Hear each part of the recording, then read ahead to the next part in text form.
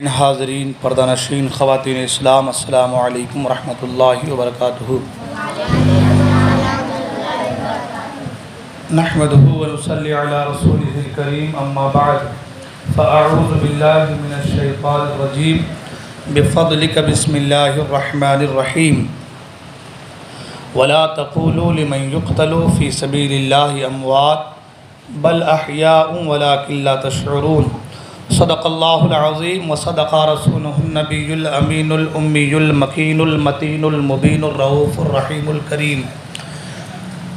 خطبہ مسنہ کے بعد جس آیت مبارکہ کو میں نے تلاوت کرنے کا شرف حاصل کیا ہے، آیت مبارکہ کی روشنی میں کچھ باتیں عرض کرنے سے پیشتر آئیے آپ اور ہم سب مل کر سب سے پہلے آقائے نامدار، مدنی تاجدار، مکی سردار، ہم غریبوں کے غمگسار، سید ابرار و اخیار، ہادی السبل، ختم الرسل، احمد مجتبی، محمد عربی روح فدا صلی اللہ تعالی علیہ وسلم کی بارگاہ میں درود پاک کے نذران عقیدت پیش کریں اور پڑھیں بآواز بلند اللہم صلی علی سیدنا و شفیعنا سندنا ماوانا و ملجانا و مولانا محمد معدن الجود والکرم، منبع العلم والحلم والحکم، والہ الکرام وابنہ الکریم، بارک وسلم، صلو علیہ صلاۃ و سلام علیک یا رسول اللہ صلی اللہ تعالی علیہ وسلم۔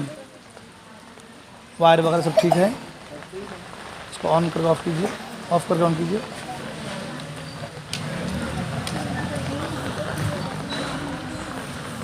پاک پڑھیں اللہم صلی علی سیدنا مولانا محمد معدن الجود والکرم والہ بارک وسلم، صلو علیہ صلاۃ و سلام علیک یا رسول اللہ صلی اللہ تعالی علیہ وسلم۔ منقبت امام حسین رضی اللہ تعالیٰ عنہ کے دو تین اشعار پیش کرنے کے ساتھ حاصل کر رہا ہوں، توجہ کا طالب ہوں، توجہ کے ساتھ سماعت فرمائے۔ بچے لوگ دھیان ادھر توجہ ادھر دیجیے ہاں، اور مل کر پڑھنے کی کوشش کریں، انشاءاللہ الرحمن بڑا مزہ آئے گا۔ کہ سارا جہان جسم ہے تو دل حسین ہے، سارا جہان جسم ہے تو جہان جسم ہے تو دل حسین ہے، سارا جہان جسم ہے تو دل حسین ہے، سارا جہان جسم ہے تو دل حسین ہے، سارا جہان جسم ہے تو دل حسین ہے، دریا ہے گر جہان تو ساحل حسین ہے، دریا ہے گر جہان تو ساحل حسین ہے، اور کربل کا واقعہ ہے حکومت کا معرکہ، کربل کا واقعہ، کربل کا واقعہ، کربل کا واقعہ ہے حکومت کا معرکہ، اپنی زبان سنبھال او جاہل حسین ہے، اپنی زبان سنبھال او جاہل حسین ہے، سارا جہان جسم ہے تو دل حسین ہے، اور دولت تو ہے یزید کے گھر میں بھی بے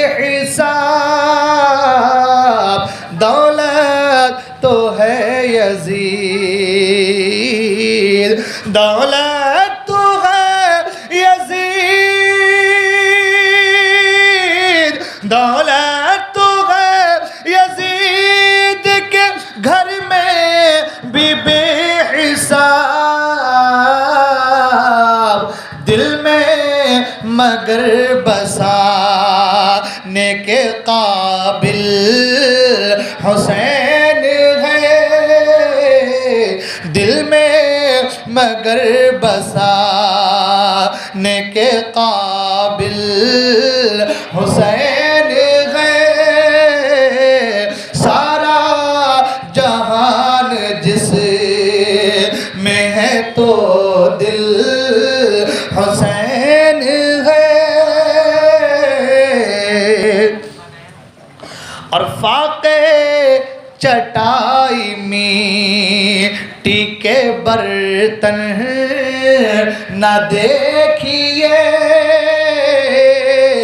فاقے چٹائی مٹی کے برتن نہ دیکھیے، فاقے چٹائی مٹی کے برتن نہ دیکھیے، فاقے چٹائی مٹی کے برتن نہ دیکھیے، خالی نہ جائے گا، خالی نہ جائے گا کوئی سائل حسین ہے، خالی نہ جائے گا کوئی سائل حسین ہے، سارا جہان جس میں ہے تو دل حسین ہے، اور ہر حال میں یزید کی قسمت میں ہے شکست، ہر حال میں یزید کی قسمت میں ہے شکست، ہر حال میں یزید کی قسمت میں ہے شکست، یہ بات دوسری ہے کہ گھائل حسین ہے، یہ بات دوسری ہے کہ گھائل حسین ہے، اور زخموں سے چور ہوں میں مگر کوئی غم نہیں، زخموں سے چور ہوں، زخموں سے چور ہوں، زخموں سے چور ہوں میں مگر کوئی غم نہیں، کر دیں گے حل تمام مسائل حسین ہے، کر دیں گے حل تمام مسائل حسین ہے، سارا جہان جس میں ہے تو دل حسین ہے، اور جو چاہو رب سے مانگ لو مل جائے گا ہمیں، جو چاہو رب سے مانگ لو مل جائے گا مجھے، جو چاہو رب سے مانگ لو مل جائے گا ہمیں، کیونکہ میری دعاؤں میں، میری میں شامل حسین ہے، میری دعاؤں میں جی شامل حسین ہے، سارا جہان جس میں ہے تو دل حسین ہے،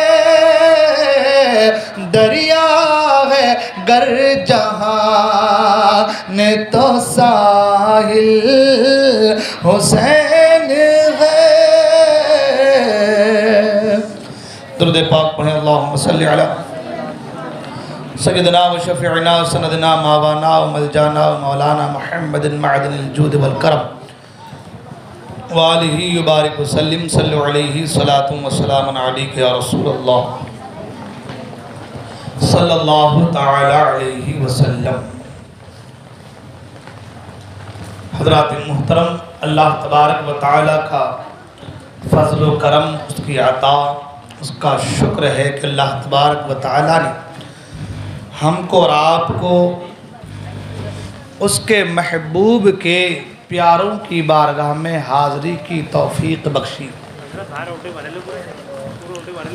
اللہ تبارک و تعالی نے ہم کو اور آپ کو انا کا، گھمنڈ کا پجاری نہیں بنایا، بلکہ اپنے محبوب کا وفادار بنایا، اور انشاءاللہ الرحمن یہ چیزیں ہمارے کام آئیں گی۔ اللہ تبارک و تعالی ہماری حاضری کو، ہم سب کی حاضری کو اپنی بارگاہ میں قبول فرمائے، اور اس کا بہتر سے بہتر بدلہ اور جزا عطا فرمائے۔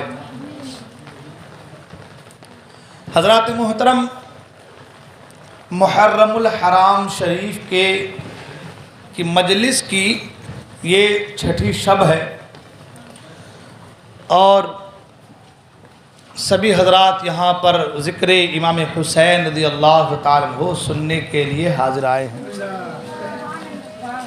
یہ اور بات ہے کہ حالات، معاملات ساتھ نہیں دے رہے ہیں، کوئی بات نہیں، آپ حضرات توجہ دیں، انشاءاللہ یہی چیزیں کام آئیں گی۔ اور یہ میں نہیں کہتا، بلکہ یہ طریقہ ہمیں امام حسین سے ملا ہے، سبحان اللہ۔ یہ طریقہ کہاں سے ملا ہے؟ دھیان سے بچوں، نوجوان ساتھی ذرا قریب آ جائیے، آپ لوگ تھوڑا قریب آ جائیے، لائٹیں آپ کے پاس ہے، یہ بچے اندھیرے میں ہیں، آپ لوگ ذرا قریب آ جائیے، میری بات اگر سن پا رہے ہیں آپ لوگ، سمجھ پا رہے ہیں تو قریب آ جائیے۔ ایک ماحول بنائیے، امام حسین کی محفل میں آئے ہیں، ان کا صدقہ کھا رہے ہیں، ان کا صدقہ کھا رہے، خاموش رہیے، ان کا صدقہ کھا رہے ہیں۔ اللہ تبارک و تعالیٰ نے ہمارے سروں میں بال اگائے ہیں، یہ مصطفیٰ کریم کے نواسوں کے طفیل۔ اللہ تبارک و تعالیٰ سبزیاں اگاتا ہے، پھل فروٹ عطا کرتا ہے، اللہ تبارک و تعالیٰ پانی برساتا ہے، کس کے صدقے میں؟ اللہ کے محبوب کی آل کے صدقے میں، سبحان اللہ۔ ہم سب صدقہ حسنین کریمین کا کھا رہے ہیں، ہے نا؟ تو جن کا صدقہ کھا رہے ہیں ان کے گیت گائیں گے انشاءاللہ، ہے نا؟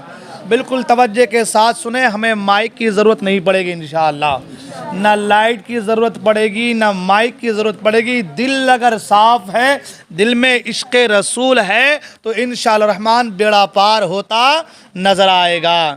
تو توجہ دیجیے، آپ لوگ دھیان سے سنیے۔ میں عرض یہ کر رہا تھا کہ امام حسین رضی اللہ تعالیٰ عنہ نے ہم کو اور آپ کو صبر کرنا سکھایا۔ کیا سکھایا؟ اور صبر ایک ایسی عظیم نعمت ہے، ایک ایسی عظیم دولت ہے کہ اگر انسان کے اندر یہ دولت آ جائے، یہ نعمت انسان کو صحیح معنوں میں اس کا انسان استعمال کرے، تو اللہ تبارک و تعالیٰ قرآن مجید فرقان حمید میں ارشاد فرماتا ہے، ان اللہ مع الصابرین، کہ بے شک اللہ صبر کرنے والوں کے ساتھ ہے۔ اللہ کن کے ساتھ ہے؟ صبر کرنے والوں کے ساتھ ہے۔ امام حسین نے کون سا طریقہ دیا ہے؟ صبر کا طریقہ دیا ہے، اور ایسی صبر و استقلال، امام حسین کے اندر موجود کہ ظالم ستا رہے ہیں، ظالم ظلم پہ ظلم کر رہے ہیں، تلواروں کی بارشیں ہو رہی ہے، تیروں کی بارشیں ہو رہی ہے، نیزوں کی بارشیں ہو رہی ہے، کبھی بچوں پر ظلم ہو رہا ہے، کبھی بڑوں پر ظلم ہو رہا ہے، کبھی نازیبا کلمات اپنے زبان سے لوگ ادا کر رہے ہیں، مگر ہر حال میں امام حسین رضی اللہ تعالیٰ عنہ صبر کا مظاہرہ کر رہے ہیں۔ سبحان اللہ۔ امام حسین رضی اللہ تعالیٰ عنہ کو صبر کرنا کہاں سے آیا؟ تو آئیے توجہ ادھر دیجئے، میں آپ کو بتاتا چلوں۔ امام حسین رضی اللہ تعالیٰ عنہ 7 سال تک مصطفیٰ کریم کی صحبت میں رہے ہیں۔ سبحان اللہ۔ کتنے سال تک؟ 7 سال تک مصطفیٰ کریم کی صحبت میں میرے امام علی مقام امام حسین رضی اللہ تعالیٰ عنہ رہے ہیں۔ جب 7 سال تک سرکار کی صحبت سے فیض پائے، جب 7 سال تک امام حسین مصطفیٰ کریم کی صحبت میں رہے، تو مصطفیٰ کریم کی صحبت میں رہنے کا یہ فائدہ حاصل ہوا کہ اللہ تبارک و تعالیٰ نے اچھی طرح سے نکھار کر کے سوار کر کے امام حسین کو اپنی امت کے حوالے فرما دیا۔ اور جب 7 سال تک مصطفیٰ کریم کے فیض سے وابستہ رہ کر کے امام حسین امت کے درمیان آتے ہیں، تو اب آپ کے صبر کا عالم یہ ہے، اب آپ کے استقلال کا عالم یہ ہے۔ علماء فرماتے ہیں جہاں امام حسین پر ایسے ایسے مظالم اور ایسی ظلم امام حسین پر جو ہے ڈھائی گئی، اگر یہی ظلم یہی مظالم اگر پہاڑ کے اوپر رکھ دیا جاتا، ڈال دیا جاتا، تو پہاڑ بھی پاش ہو جاتا، پہاڑ بھی ٹوٹ پھوٹ جاتا، پہاڑ بھی ذرہ ذرہ ہو جاتا۔ مگر وہ امام حسین کا سینہ ہے، وہ امام حسین کا سینہ ہے کہ جس سینے کو مصطفیٰ کریم نے اپنی فیض سے اس قدر پختہ کر دیا تھا کہ بیٹا نوجوان کٹ رہا ہے مگر امام حسین صبر کر رہے ہیں، بھائی کٹ رہا ہے مگر حسین صبر کر رہے ہیں۔ چھوٹا سا ننھا سا علی اصغر کے حلقوم پر تیر سے جو ہے تیر چلا کر کے حلقوم کو چھیدا جا رہا ہے مگر امام حسین صبر کر رہے ہیں۔ سبحان اللہ۔ صبر کا دامن امام حسین اپنے ہاتھ سے نہیں چھوڑ رہے ہیں۔ میں آپ کو بتاؤں امام حسین نے کہاں کہاں صبر کیا آپ جانتے ہیں۔ امام حسین کے پیدا ہوتے ہی آپ کی شہادت کی خبر پھیل چکی تھی۔ مجھے بتاؤ ایک انسان کے حوالے سے اگر کہیں کہ اے انسان، اے فلاں، اگر تو فلاں جگہ جائے گا تو تجھے مار دیا جائے گا، تجھے قتل کر دیا جائے گا، یا تجھے شیر وغیرہ جو بھی درندے ہیں وہ پھاڑ کر کھا جائے گا، وہ انسان اپنے دل میں ڈر پیدا کر لیتا ہے۔ میں کہیں بھی جاؤں اس جگہ پہ نہیں جا سکتا، اس لیے کہ اگر میں وہاں گیا تو میرا دشمن موجود ہے، مجھے مار ڈالے گا، یا کوئی درندہ ہے مجھے چیڑ پھاڑ کھا جائے گا۔ انسان کے سینے میں ایک ڈر محسوس، ایک ڈر پیدا ہو جاتا ہے، ایک ڈر کا سائبہ ہوتا ہے۔ لیکن امام حسین رضی اللہ تعالیٰ کی ذات کیا ذات ہے، سبحان اللہ، اللہ اکبر۔ امام حسین پیدا ہو رہے ہیں اور پیدا ہوتے ہی امام حسین کی شہادت کی خبر پھیل جاتی ہے، لوگوں تک پہنچ جاتی ہے کہ سرکار کا یہ نواسا، سرکار کا یہ بیٹا کربلا کے تپتے صحرا میں، کربلا کے میدان میں بھوکا پیاسا، 3 دن کا بھوکا پیاسا بے دردی کے ساتھ شہید کیا جائے گا۔ امام حسین کو بھی پتا ہے، صحابہ کو بھی پتا ہے، سرکار نے خبریں دی ہے، اللہ اکبر، سرکار لوگوں کو بتایا ہے، اے لوگوں سنو، میرا یہ بیٹا، میرا یہ نواسا کربلا کے تپتے صحرا میں شہید کیا جائے گا، مار دیا جائے گا، قتل کر دیا جائے گا، شہید کر دیا جائے گا۔ اللہ اکبر۔ امام حسین رضی اللہ تعالیٰ حضرت ام الفضل، حضرت عباس کی بیوی، سرکار کی چچی جان حضرت ام الفضل کہتی ہیں کہ ایک بار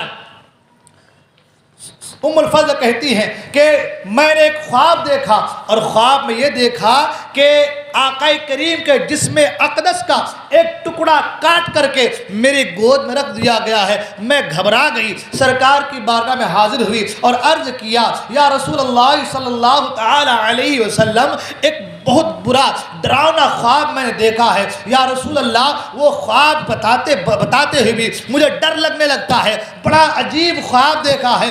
آقا کریم نے فرمایا اے چٹیدان بتاؤ تو صحیح وہ خواب کیسا ہے، وہ خواب کیا ہے؟ حضرت ام الفضل کہتی ہیں یا رسول اللہ صلی اللہ تعالی علیہ وسلم، میں نے خواب دیکھا کہ آپ کے جسم کا ایک ٹکڑا کاٹ کر کے میری گود میں رکھ دیا گیا ہے۔ آقا فرماتے ہیں اے چچی جان تم نے بڑا مبارک خواب دیکھا ہے، بڑا اچھا خواب دیکھا ہے۔ ام الفضل کہہ رہی ہے رسول اللہ مبارک خواب ہے؟ سرکار نے فرمایا ہاں مبارک خواب ہے۔ وہ کیسے؟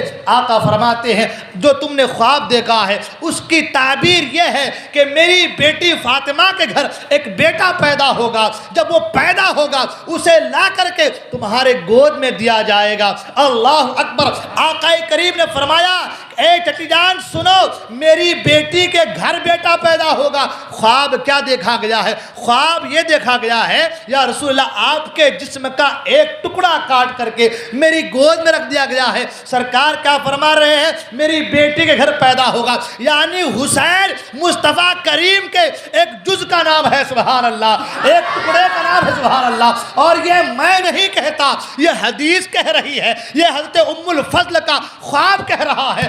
آقا فرماتے ہیں میری بیٹی کے گھر بیٹا ہوگا۔ ام الفضل کہتی ہے آپ کے جسم کا ٹکڑا کاٹ کر کے میری گود میں رکھ دیا گیا ہے۔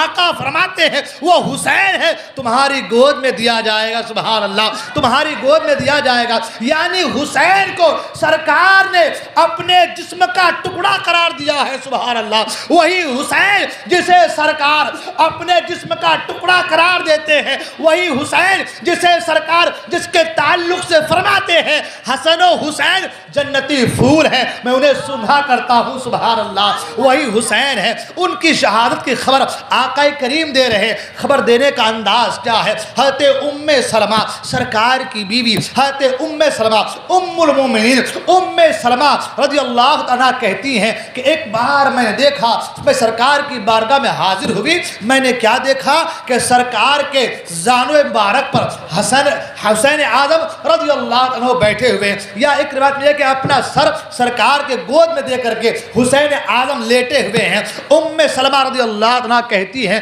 کہ میں دیکھا کہ سرکار کے گود میں حسین اعظم کا سر ہے اور سرکار کے آنکھوں سے آنسو روا ہے۔ میں قریب جاتی ہوں اور جا کر عرض کرتی یا رسول اللہ صلی اللہ تعالی علیہ وسلم رونے کی وجہ کیا ہے؟ کس چیز نے آپ کو رلایا ہے؟ آپ کیوں رو رہے ہیں؟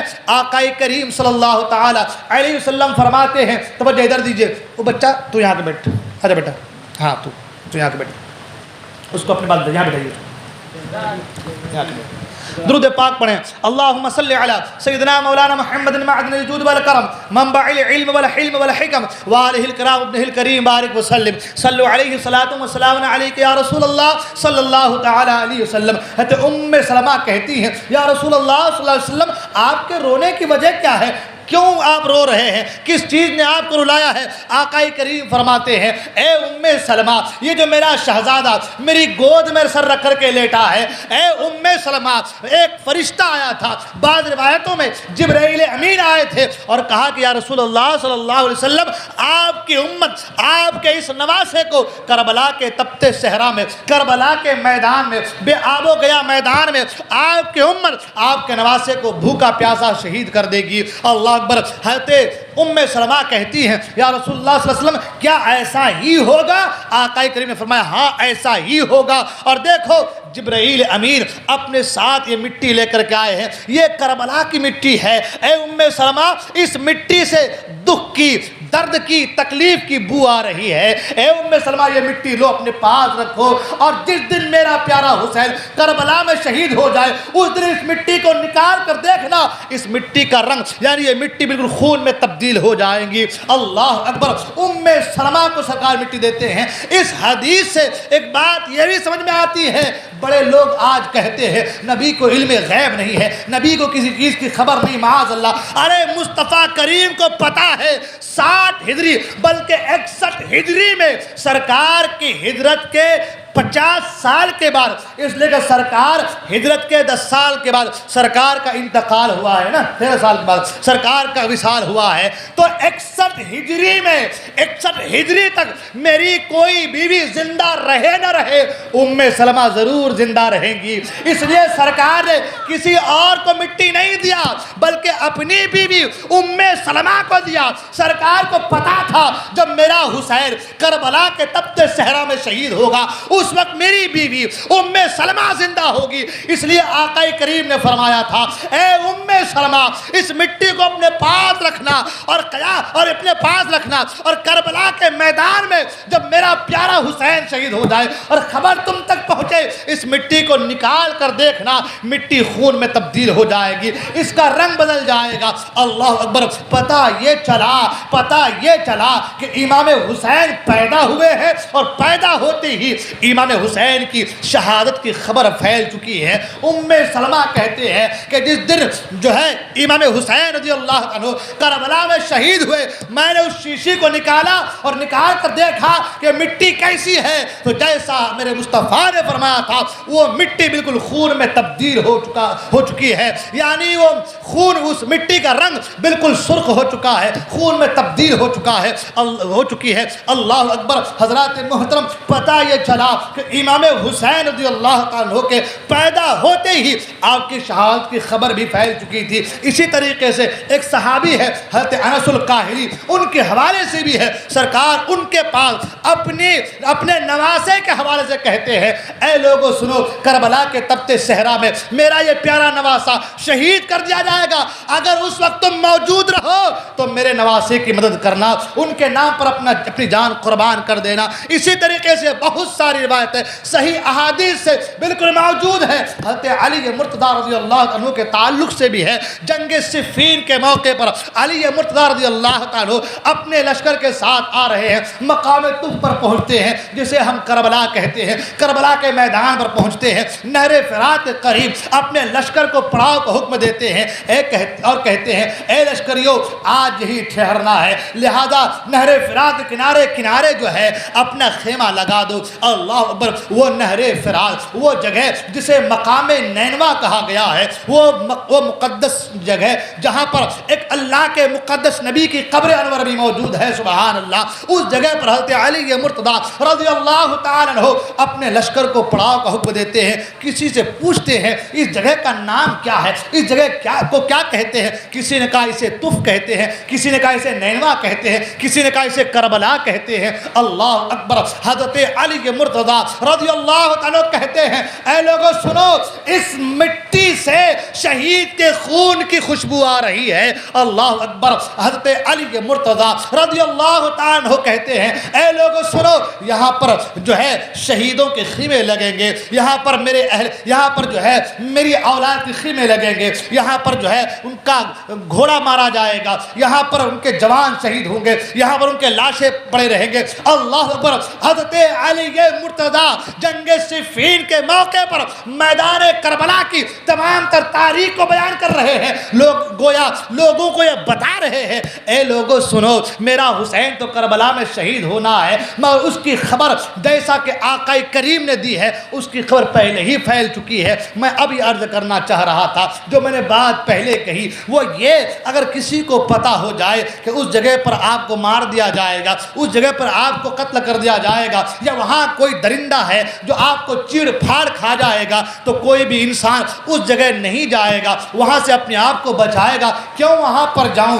جان میری جوخم میں کیوں ڈالوں؟ جان اگر میری چلی گئی تو کیا ہوگا؟ الغرض کہ ہر انسان کے سینے میں ایک ڈر سا محسوس ہونے لگتا ہے، اس جگہ پہ نہیں جانا ہے، مگر میرا پیارا حسین ہے، سبحان اللہ۔ میرے پیارے حسین کے صبر کو سلام، اے حسین آپ کے استقلال کو سلام، اے حسین آپ کی بہادری کو سلام، اے حسین آپ کی شجاعت کو سلام۔ امام حسین رضی اللہ عنہ کے تعلق سے یہ فرمایا گیا ہے کربلا کے تپتے صحرا پر آپ کو شہید کیا جائے گا، مگر حسین اعظم ہے، تمام تر باتوں پر صبر کرتے ہوئے، تمام تر لوگوں کے رائے کو تبدیل تبدیل کرتے ہوئے امام عالی مقام رضی اللہ عنہ میدان کربلا پہنچتے ہیں، اپنی جان کا نذرانہ پیش کرتے ہیں، اس لیے کہ مصطفیٰ کریم نے فرمایا تھا اے میرے پیارے نواسے، اے میرے بیٹے، ایک ایسا بھی دن آئے گا جس دن تمہیں اسلام کی آبرو کو بچانی ہوگی، ایک ایسا بھی دن آئے گا جس دن تمہیں اسلام کی عزت کی خاطر اپنے قنبے قبیلے کو کٹوانا ہوگا۔ اے پیارے حسین، ایک ایسا بھی دن آئے گا جس دن اسلام کی آب بیاری کے لیے تمہیں اپنے خون سے اسلام کے گلشن کو سینچنا ہوگا، کیا تم تیار ہو؟ امام حسین نے کہا تھا اے نانا جان، آپ نے ان 7 سالوں میں میری ایسی پرورش فرمائی ہے۔ امام حسین کی اس طریقے سے آقا کریم صلی اللہ تعالی علیہ وسلم نے تربیت فرمائی ہے کہ اب اللہ اکبر، امام حسین کو جان کا نذرانہ پیش کرنے میں کوئی بھی ذرا سی بھی کوئی تکلیف محسوس نہیں ہوتی ہے۔ وہ امام حسین رضی اللہ عنہ کی ذات ہے، سبحان اللہ، وہ امام حسین رضی اللہ عنہ کا مقام ہے۔ اللہ اکبر، میں نے پہلے کہا امام حسین صبر کے اس عظیم مینارے پر کھڑے ہیں جہاں تک پہنچنا ہر ایک کے بس کی بات نہیں، جنہیں سید الشہداء کا لقب بھی دیا ہے، جنہیں سید الصابرین کا لقب بھی دیا ہے، جنہیں سید الشہداء کا لقب دیا ہے، وہ امام حسین رضی اللہ عنہ۔ آپ جانتے ہیں امام حسین رضی اللہ عنہ پیدا ہوئے 7 سال کا عرصہ گزرا، سرکار اقدس صلی اللہ تعالی علیہ وسلم دنیا سے وصال کر جاتے ہیں۔ اللہ اکبر، اس کے 6 مہینے کے بعد سرکار کی بیٹی حضرت فاطمہ الزہرا رضی اللہ عنہ، حضرت امام حسین کی پیاری امی جان، ان کا بھی وصال ہو جاتا ہے۔ ایک تو نانا جان کی شفقت، وہ نانا جان جن کے گود میں اور جن کے سینے پر چڑھ کر امام عالی مقام کھیلا کرتے تھے، وہ نانا جان کے محبت اب 7 سال کے بعد جو ہے محبت روپوش ہو چکی ہے۔ ان کے 6 مہینے کے بعد وہ پیاری امی جان، اللہ اکبر، وہ مادر مشفق، وہ پیاری امی جان جو ہمیشہ اپنے بچوں کو اپنے سینے سے لگائے رہتی تھی، وہ فاطمہ الزہرا سلام اللہ تعالی علیہا، ان کا بھی وصال ہو جاتا ہے۔ یہ امام حسین کی صبر کی دوسری منزل ہے۔ پہلی منزل صبر کی تو یہ ہے کہ سرکار اقدس صلی اللہ تعالی علیہ وسلم کا وصال ہوتا ہے۔ دوسری صبر کی منزل یہ ہے کہ مادر مشفق مہربان ماں حضرت فاطمہ الزہرا رضی اللہ عنہا کا وصال ہو جاتا ہے۔ اس کے کچھ سالوں کے بعد سن 50 ہجری کو، سن 40 یا 40 ہجری کو، سن 40 غالباً 40 ہجری کو حضرت علی مرتضیٰ رضی اللہ تعالیٰ عنہ کو شہید کر دیا جاتا ہے۔ پھر حضرت علی مرتضیٰ رضی اللہ تعالیٰ عنہ کی شہادت کے بعد حضرت امام حسن رضی اللہ تعالیٰ عنہ جو آپ کے بازو ہیں، آپ کے بڑے بھائی ہیں، ان کو زہر دے کر کے شہید کر دیا جاتا ہے۔ الغرض کے پہلی منزل، دوسری منزل، تیسری منزل، چوتھی منزل، ہر منزل پر امام حسین صبر پہ صبر کر رہے ہیں، سبحان اللہ۔ اور پھر وہ سن 60 بلکہ 61 ہجری ہے کہ اس 61 ہجری میں امام عالی مقام رضی اللہ تعالیٰ نے وہ صبر کا مینارہ قائم کیا ہے جہاں تک پہنچنا ہر کس و ناکس کی بات نہیں۔ امام حسین رضی اللہ عنہ 61 ہجری میں خود بھی اپنے جان کا نذرانہ پیش کرتے ہیں، اپنے کنبے قبیلے والوں کا نذرانہ پیش کرتے ہیں اور دنیا والوں کو یہ پیغام دے دیتے ہیں، اے دنیا والوں، جب جان کی باری آئے دین اسلام کی خاطر جان کی پرواہ نہ کرنا، اس لیے کہ جان تو جانی ہے، جا کر کے رہے گی، لیکن اگر تم نے اسلام کی خاطر کچھ گزرنے کا حوصلہ اور جذبہ اپنے اندر پیدا کر لیا اور کچھ کر گزر گئے تو اللہ تبارک و تعالیٰ تمہاری زندگی کو زندہ جاوید بنا دے گا، زندہ جاوید بنا دے گا۔ اللہ اکبر، کسی شاعر نے کہا جان دی ہوئی اسی کی تھی، ہم نے جان دی ہوئی اسی کی تھی، حق تو یہ ہے کہ حق ادا نہ ہوا۔ اور شاعر نے کہا قتل حسین اصل میں مرگ یزید ہے، اسلام زندہ ہوتا ہے ہر کربلا کے بعد۔ وہ امام عالی مقام رضی اللہ عنہ کی ذات، سبحان اللہ، امام عالی مقام امام حسین رضی اللہ تعالی عنہ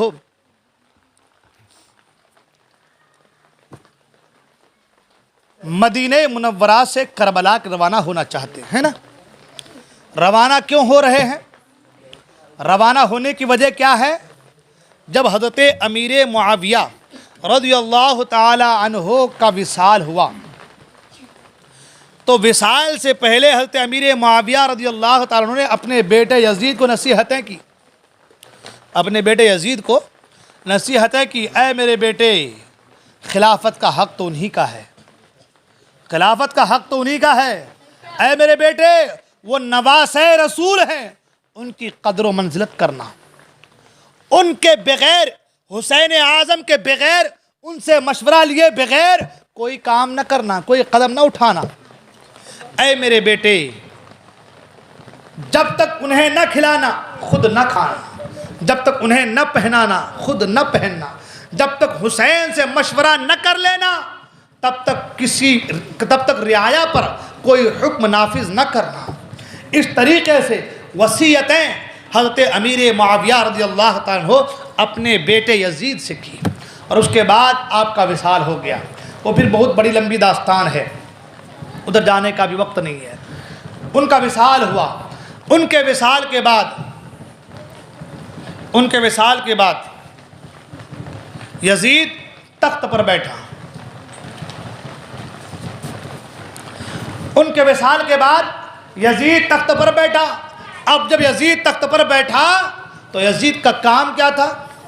یزید کا کام یہ ہونا چاہیے تھا کہ جس طریقے سے باپ نے وصیت کی ہے انہی وصیتوں پر عمل کرتے ہوئے زندگی گزارے، ہے نا، ان کے کہنے کے مطابق زندگی گزارے۔ اگر ایسا ہوتا تو یہ تاریخ رقم بھی نہیں ہوتی، ہاں، یہ تاریخ رقم بھی نہیں ہوتی۔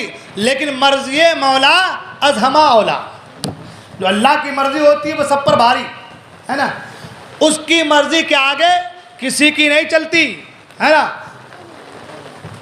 اللہ تبارک و تعالیٰ جو فرما دے وہ ہو کر رہنا ہے، ہاں۔ حضور نے فرما دیا کہ میرا پیارا حسین کربلا میں شہید ہوگا تو ہونا ہے، ہاں۔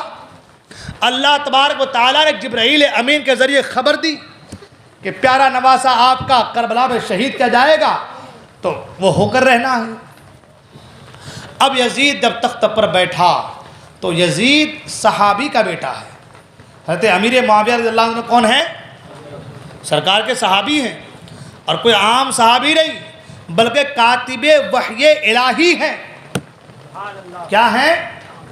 کاتب وحی الہی، یعنی اللہ تبارک و تعالی جب وحی نازل فرماتا تو سرکار کی بارے کچھ لوگ رہتے تھے جو اس کو لکھ لیتے تھے، سرکار بتاتے ایسا لکھو تو لکھ لیتے تھے، انہی میں حضرت امیر معاویہ بھی شامل ہے، سبحان اللہ۔ اب کوئی اگر زبردستی امیر معاویہ کی شان گھٹانا چاہے، ہاں، وہ منافق ہے، وہ گمراہ ہے، ہاں، وہ گمراہ ہے، وہ منافق ہے۔ اس لیے کہ سینے میں نفاق پال کر رکھنا یہ اچھوں کی نشانی نہیں ہوتی، ہاں، یہ اچھوں کا طریقہ نہیں ہوتا۔ اچھوں کا طریقہ تو یہ ہوتا ہے جہاں اچھی بات ملے اسے قبول کر لو، ہاں، جہاں دینی مجلس ہو قریب ہو جاؤ۔ میں کئی ایسے لوگوں کو جانتا ہوں، ہم یہاں پر موجود ہے، جب بھی کوئی دینی بات آئے فوراً آگے رہتے ہیں، ہاں، الحمدللہ۔ اللہ تعالیٰ ایسے لوگوں کو نوازتا بھی ہے، سبحان اللہ۔ وہ یہ نہیں دیکھتے کہ محفل کس کی ہے، کون ہے، کیا ہے، سجانے والا کون ہے، مقرر کون ہے، فلاں کون ہے، دماغ کون ہے۔ ہمارے یہاں تو دستور بھی بن گیا ہے، باہر سے حضرت آئیں گے تقریر کرنے کے لیے تو پبلک ہوتی ہے، اب گاؤں کا کوئی مولوی ہو تو نہیں ہوتا۔ اب ہمارے یہاں ہر جگہ کی بات ہو گئی ہے، ہاں۔ اب تو حال یہ ہو گیا کہ سید صاحب قبلہ آئیں گے تو پبلک ہوں گی، ورنہ آپ باہر کے مقرر کو بلا لیں تو یہ پبلک نہیں ہوتی، ہاں، ایسا معاملہ ہو گیا۔ تو کہنے کا مطلب یہ ہے کہ جہاں سے جو ملے اسے قبول کر لو، ہے کہ نہیں۔ اچھائی کے لیے یہ نہیں دیکھنا کہ کیا ہے نہیں ہے، جہاں سے اچھی بات ملے اس پہ اسے قبول کر لو، اس پہ عمل کرو۔ یہ اچھے لوگوں کا طریقہ ہے۔ اور خود میں نے کہا تھا حضور نے فرمایا ہے وہ مقدر والا ہے جو دوسروں کو دیکھ کر کے سیکھ جائے، ہاں، جو دوسروں کو دیکھ کر کے، وہ آدمی ایسا کر رہا ہے، اتنے اونچے مقام پر پہنچا ہے تو چلو سبق حاصل کرتے ہیں۔ وہ آدمی پستی میں جا رہا ہے، کیوں جا رہا ہے، وجہ کیا ہے، سبق حاصل کر لیتے ہیں۔ سرکار نے تو فرمایا جو دوسروں کو دیکھ کر کے سبق حاصل کر لے وہ مقدر والا ہے نا۔ تو کہنے کا مطلب یہ ہے کہ یہ نہ دیکھو کہ کیا ہے نہیں ہے، حسین کی محفل ہے، آ جاؤ، سبحان اللہ۔ حسین راضی تو مصطفیٰ راضی، اور مصطفیٰ راضی تو خدا راضی۔ ہر انسان یہی چاہتا ہے کہ رب راضی ہو، رب راضی ہو، رب راضی ہو۔ اور سرکار نے فرمایا رب کو راضی کرنا ہے تو حسین کو راضی کرو، ہے نا۔ حسین کی رضا میں مصطفیٰ کی رضا، بلکہ سرکار یہاں تک فرماتے ہیں اپنی بیٹی فاطمہ سے، اے میری بیٹی فاطمہ حسین کو رلایا نہ کرو، حسین روتا ہے تو مجھے تکلیف ہوتی ہے۔ ہاں وہ پیارا حسین، سبحان اللہ۔ تو میں عرض یہ کر رہا تھا کہ ہونا تو چاہیے یہ تھا کہ جب وہ تخت پر بیٹھا ہے تو اپنے باپ حضرت امیر معاویہ رضی اللہ تعالی عنہ کے نقش قدم پر چلتے ہوئے اور ان کی وصیتوں پر عمل کرتے ہوئے انہی وصیتوں کے مطابق زندگی گزارتا۔ لیکن جب بندے کے اندر دل بندے کا خراب ہوتا ہے نا، اچھی باتیں بھی، اچھی نصیحتیں بھی قبول نہیں ہوتی۔ پھر یہ بارہا بولتا ہوں میں، دل میں اگر خرابی پیدا ہو جائے نا، سرکار نے کہا فرمایا انسان کے جسم میں ایک گوشت کا لوتھڑا ہے، گوشت کا لوتھڑا ہے، اگر وہ صاف ہے، وہ اچھا ہے، آقا فرماتا ہے پورا وجود اچھا ہے۔ اور سرکار نے اگر اس میں خرابی آ گئی تو پورا وجود، پورا سسٹم خراب ہے۔ آقا کریم نے فرمایا وہ انسان کا دل ہے۔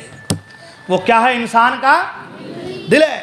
تو اگر دل میں خرابی پیدا ہو جائے نا، دل میں اگر خرابی پیدا ہو جائے، حسین اعظم کی محفل کیا، رسول کی محفل کیا، کوئی محفل قبول نہیں کرے گا بندہ۔ دل میں اگر خرابی پیدا ہو جائے تو کہنے کا تو پہلے دل کو صاف کرنا ہے نا۔ اب یزید کیونکہ دل صاف نہیں تھا، دل جو ہے صاف نہیں تھا، کالا ہو چکا تھا، تو اب یزید نے کیا کیا، فسق و فجور میں یزید مبتلا ہو گیا، فسق و فجور میں یزید مبتلا ہو گیا۔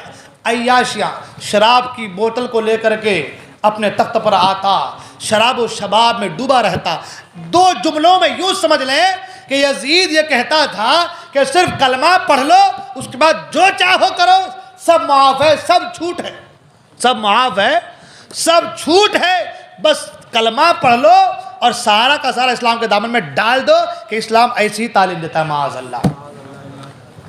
اب آپ مجھے بتائیں اس وقت اگر امام حسین رضی اللہ تعالیٰ عنہ اس کے تعلق سے، اس کے طرف سے احتجاج نہ کرتے تو آج اسلام جس طریقے سے، جس حیت میں اسلام آج ہم تک پہنچا ہے، کیا ایسا ہی اسلام ہم تک پہنچ پاتا؟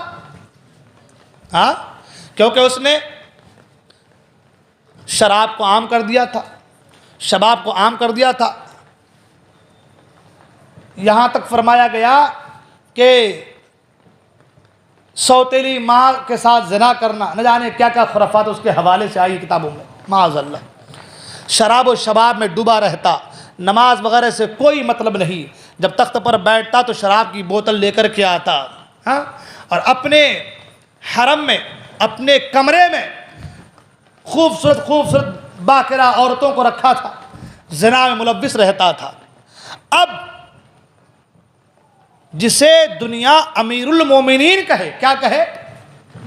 امیر المومنین، یعنی مومنوں کے امیر۔ تو جب مومنوں کا امیر ہے تو ان کا کرم بھی، کام بھی، طریقہ بھی ایمان والوں جیسا ہونا چاہیے، کیونکہ قرآن نے کیا کہا، یا ایھا الذین آمنوا اطیعوا اللہ و اطیعوا الرسول و اولی الامر منکم۔ قرآن نے کہا کہ اے ایمان والو، اطیعوا اللہ، تم اللہ کی اطاعت کرو، وہ اطیعوا الرسول، اور رسول کی اطاعت کرو، وہ اولی الامر منکم، اور تم میں جو حاکم ہے، بڑا ہے، ان کی اطاعت کرو۔ قرآن نے یہ کہا، اللہ کی اطاعت، رسول کی اطاعت، فرمانبرداری، اور کس کی؟ حاکم کی، جو ہمارے حاکم ہیں ان کی فرمانبرداری۔ تو اب جن کی ہم فرمانبرداری پیروی کریں گے وہ صحیح ہونا ہے نا۔ اگر وہ شراب و شباب میں ڈوبا ہو تو قوم شراب و شباب میں ڈوبے گی، اگر وہ گمراہ ہو تو قوم گمراہ ہوگی، اگر وہ فسق میں مبتلا ہو تو قوم فسق میں مبتلا ہوگی۔ اب یزید کیونکہ امیر معاویہ کے بعد تخت پر بیٹھا تھا تو لوگ سمجھ رہے تھے یہ مسلمانوں کا امیر ہے۔ حضرت امام حسین نے بتا دیا مسلمانوں کا امیر ایسا نہیں ہوتا، مسلمانوں کے امیر کون ہے؟ ابو بکر صدیق ہیں، سبحان اللہ۔ مسلمانوں کے امیر کون ہے؟ عمر فاروق اعظم ہے، سبحان اللہ۔ مسلمانوں کے امیر کون ہے؟ عثمان غنی ہے، سبحان اللہ۔ مسلمانوں کے امیر کون ہے؟ علی مرتضیٰ ہے، سبحان اللہ۔ مسلمانوں کے امیر کون ہے؟ حضرت امام حسن رضی اللہ عنہ، سبحان اللہ۔ امام حسین رضی اللہ تعالیٰ عنہ، حضرت امیر معاویہ ہے۔ اور آگے ادھر چلے آئیں آپ تو حضرت عمر بن عبد العزیز رضی اللہ تعالیٰ عنہ مسلمانوں کے امیر ہیں، سبحان اللہ۔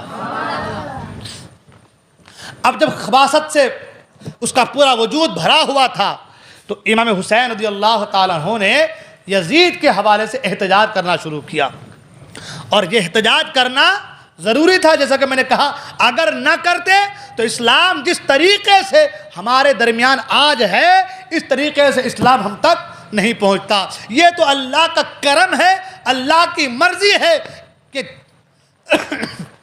کہ جب اسلام پر کوئی آنچ آیا ہے تو اللہ تبارک و تعالیٰ نے اپنے شیروں میں سے کسی شیر کو اس چیز کو ختم کرنے کے لیے چن لیا ہے۔ آپ کے ہندوستان کی سرزمین پر دیکھیں، ہندوستان کی سرزمین بادشاہ اکبر تھا جو دین الہی قائم کیا ہوا تھا۔ لوگ انہیں ذل الہی کہتے تھے، معاذ اللہ کیا کیا کہا کرتے تھے۔ اس کا بھی یہی طریقہ تھا، سب کے ساتھ مل جل کے رہو، سب کا ساتھ سب کا وکاس کا معاملہ تھا، ہے نا۔ یہ بھی کرو، یہ بھی کرو، کشکا بھی لگاؤ، ہے نا۔ ساری چیزیں تھیں اس کے پاس، وہ کسی کو غلط نہیں سمجھتا تھا۔ مگر جب اس نے دین الہی قائم کیا تو اللہ تبارک و تعالیٰ نے عمر فاروق اعظم رضی اللہ تعالیٰ کے اولاد میں سے ایک شیر کو چنا، جنہیں دنیا مجدد الفسانی شیخ احمد فاروق سرہندی رحمۃ اللہ تعالیٰ علیہ کے نام سے جانتی ہے۔ لوگوں نے کہا تھا وقت کا بادشاہ اور یہ اکیلا انسان کیا کر لے گا؟ وقت کا بادشاہ، حکومت ایک طرف ہے، یہ اکیلا انسان کیا کر لے گا؟ مگر مجدد الفسانی نے بتا دیا کہ جب دین کی خاطر لڑنے کا دل میں حوصلہ ہو تو پھر قوتیں نہیں دیکھی جاتی، پھر جو ہے لشکر نہیں دیکھا جاتا، پھر اپنے ہتھیار نہیں دیکھے جاتے، بلکہ رضا الہی کی خاطر کود پڑنا پڑتا ہے۔ اللہ تعالیٰ مشکلوں کو آسان فرما دیتا ہے۔ ہاں، وہی اکبر کا واقعہ ہے نا، وہ کہتا تھا کہ میری بارگاہ میں سجدہ کرو، سب سے سجدہ کرواتا تھا۔ حضرت مجدد الفسانی شیخ احمد فاروق سرہندی رحمۃ اللہ تعالی علیہ وقت کے مجدد ہیں، سبحان اللہ۔ کیا ہے؟ وقت کے مجدد ہیں، اور بہت ساری کتابیں آپ کی ماشاءاللہ آج منظر عام پر ہیں جن سے علماء اہل سنت استفادہ حاصل کرتے ہیں۔ شیخ احمد فاروق سرہندی مجدد الفسانی رحمۃ اللہ تعالی علیہ نے کہا کہ میرا سر جھکتا ہے تو صرف خدا کے سامنے، کسی اکبر ببر کے سامنے نہیں جھکتا۔ ہاں، یہ زبان سے جو بولی نکلتی ہے وہ اللہ اکبر کی بولی نکلتی ہے۔ ہاں، اللہ ہی بڑا ہے، کوئی بڑا نہیں، ہے نا۔ اللہ ہی بڑا ہے نا، یہ تو کہتے ہیں نا اللہ اکبر، اللہ سب سے بڑا ہے۔ وہ قادر و قیوم ہے، وہ قادر مطلق ہے، وہ ہر چیز پر قادر ہے۔ بندہ جب اللہ کی رضا کے کوئی کام کرتا تو اسباب کو نہیں دیکھتا، اس کی نظر، اس کا عقیدہ مسبب الاسباب پر رہتا ہے۔ اس لیے کہ اسباب اگر دیکھے، میرے پاس لاؤ لشکر نہیں، ہتھیار نہیں، میں اکیلا ہوں، کیا کروں گا؟ تو پھر فتح نصیب نہیں ہوتی۔ میدان بدر میں 313 تھے مگر بھروسہ اللہ کی ذات پر تھا۔ تلواروں کی جگہ لکڑیاں لے کر کے تھے، ہاں، تیر نہیں، بھالے نہیں، نیزے نہیں، 313۔ وہ ادھر 1000 کا لشکر، وہ بھی ایسا گانے بجانے والی عورتوں کے ساتھ تاکہ ان کا جوش اور دوبالا ہو، ہے نا، کھانے پینے کے سارے اشیاء موجود، اور یہاں 313 بھوکے پیاسے ہیں، روزہ رکھے ہوئے ہیں۔ ہاں، رمضان کا مہینہ ہے، عرب کا وہ گرم علاقہ ہے، ریت ہی ریت۔ آپ جب جو لوگ گئے ہیں حج کرنے کے لیے، ہمارے حاجی صاحب ماشاءاللہ دیکھے ہیں کہ بدر کے مقام پر جو جنگ بدر ہوئی ہے، بدر کا مقام، وہ جو پہاڑ ہے آج بھی وائٹ بلکہ وائٹ نہیں، گولڈن کلر کا، یوں کہہ لیں گولڈن کلر کا وہ پہاڑ، بالکل ریتیلا پہاڑ جس پر فرشتے اترے تھے، سبحان اللہ۔ پہاڑ ہی پہاڑ ہیں، اور وہ سب پہاڑ ریت کے پہاڑ ہیں۔ ہاں، ایسا گرم علاقہ، اور اس گرم علاقے میں بھوکے پیاسے رہ کر کے اللہ کے ان 313 شیروں نے یہ بتا دیا کہ ہمارا بھروسہ ہماری طاقت پر نہیں ہے، ہمارا بھروسہ اللہ کی ذات پر ہے۔ اور سرکار نے دعا بھی فرمائی تھی، سرکار نے دعا بھی فرمائی، اور دعا کرنے کا انداز مصطفیٰ کریم کا کیا تھا، سبحان اللہ۔ سرکار دعا کس انداز میں فرماتے ہیں؟ آقا فرماتے ہیں اے پروردگار عالم، اے احکم الحاکمین، یہ چند تیرے بندے ہیں، ان کو لے کر کے آیا ہوں، آج اگر یہ فتح یاب نہ ہو سکے تو صبح قیامت تک تیرا نام لینے والا کوئی روئے زمین پر موجود نہ ہوگا۔ حالانکہ یہ جملہ کوئی کہہ سکتا ہے؟ اللہ قادر مطلق ہے، ایک کی جگہ 10 پیدا کر دے، 10 کی جگہ 100 پیدا کر دے، 1000 پیدا کر دے، مگر یہ محبوب و محب کی بات ہے، سبحان اللہ۔ ہاں، میں تو مالک ہی کہوں گا کہ ہو مالک کے حبیب، یعنی محبوب و محب میں نہیں میرا تیرا۔ گویا سرکار اقدس صلی اللہ علیہ وسلم نے دعا اس انداز میں کی کہ مولا اگر آج یہ برباد ہو گئے تو قیامت تک تیرا کوئی نام لینے والا موجود نہ ہوگا۔ یہ دعا کی اور اللہ تبارک و تعالیٰ نے آسمان سے فرشتوں کو نازل فرما دیا۔ اب گردنیں کٹ رہی ہے، کاٹنے والا نظر نہیں آتا۔ گردنیں کٹ رہی ہے مگر کاٹنے والا، تلواریں چل رہی مگر چلانے والا، تو ان کو بھروسہ کن کی ذات پر تھا؟ کن کی ذات پر تھا؟ زور سے کہیے، کن کی ذات پر تھا؟ اللہ کی ذات پر بھروسہ تھا۔ تو حضرت شیخ احمد فاروق سرہندی رحمۃ اللہ تعالیٰ علیہ سے لوگوں نے کہا یہ کیا کر لے گا؟ اکبر وقت کا بادشاہ ہے، ہاں حکومت اکبر کی ہے، یہ تنہ تنہا آدمی، اس کے ساتھ کوئی نہیں، کیا کر لے گا؟ مگر شیخ احمد فاروق سرہندی رحمۃ اللہ تعالیٰ نے بتا دیا یہ لوگوں کے تک پیغام پہنچا دیا کہ اپنی طاقت پر نہیں اللہ کی ذات پر بھروسہ کیا جائے۔ اکبر نے بلایا کہ ان کو بلاؤ کہ سجدہ کرے، آپ نے کہا میرا سر نہیں جھکے گا۔ ایک چھوٹا سا سرنگ بنا دیا، چھوٹا سا سرنگ بنا دیا، کہا اس سے گزرو۔ سب چھوٹا سرنگ ہے تو ایسے ہی گزرنا ہے نا، پہلے سر ڈالنا ہے نا، تو ایسے گزرے گا تو سجدہ ہو جائے گا۔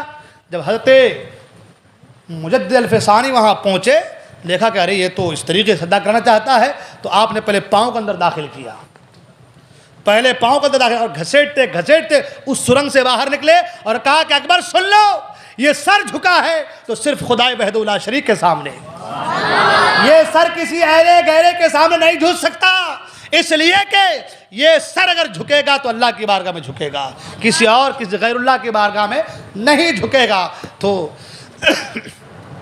مجدد الفسانی رحمۃ اللہ تعالیٰ علیہ نے دین اکبری کی، جو دین الہی نے قائم کیا تھا، اس کے تخت و تاج کو ملیا مٹ کر کے رکھ دیا، اور آج اکبر کا کوئی نام لیوا آپ کو ملے گا نہیں، مگر مجدد الفسانی کا نام لیوا اس وقت بھی تھا، آج بھی ہے، اور صبح قیامت تک رہے گا انشاءاللہ۔ اور کیسا نام لیوا؟ مزار شریف سرہند شریف میں، پنجاب میں، کہاں مزار ہے؟ سرہند شریف پنجاب میں، لیکن آپ کے یاول کے لوگ جا رہے حاضری کے لیے، سبحان اللہ۔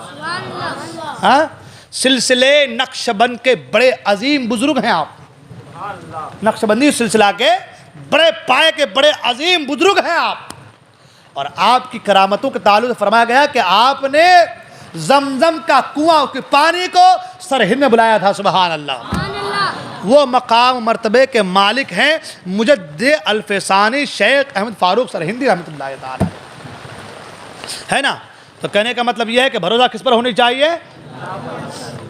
امام حسین رضی اللہ تعالیٰ نے اللہ کی ذات پر بھروسہ کیا، سبحان اللہ، اور اللہ کے ذات پر بھروسہ کر کے کیا کیا کہ یزید کا تعاقب کیا، یعنی یزید کے تعلق سے احتجاج کیا۔ ابھی آپ سنیں گے انشاءاللہ۔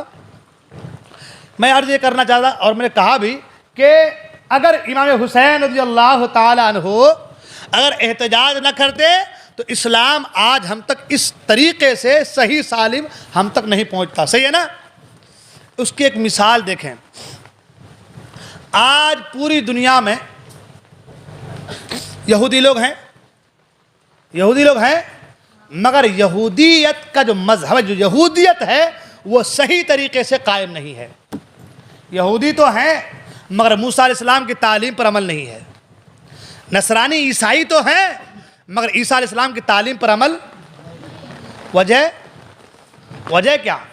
جب ان کے مذہب میں کچھ غلط باتیں ہوئی، اس کے تعلق سے کسی نے احتجاج نہیں کیا، لوگ اپنے اعتبار سے اس میں جو کچھ ملانا تھا ملاپ کر دیے، اور ملاپ کرے اسی طریقے سے اس کو اس تک لوگوں سے پہنچا دیا، اور آج وہی چیزیں چل رہی ہے۔